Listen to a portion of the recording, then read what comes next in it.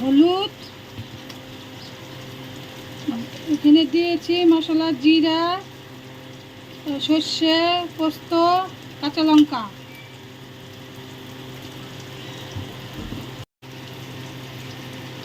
লবণ,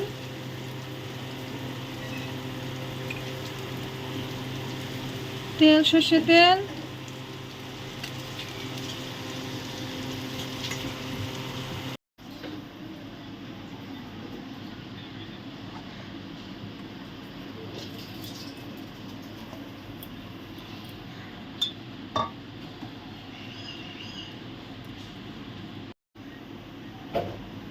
এই অল্প জল দিয়ে দিলাম, হাতটা ধুয়ে মশলার বাটিটা ধুয়ে অল্প জল দিয়ে দিলাম।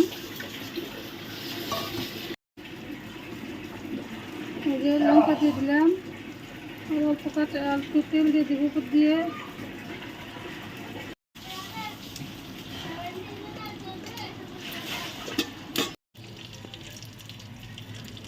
জলে দিয়ে দিলাম,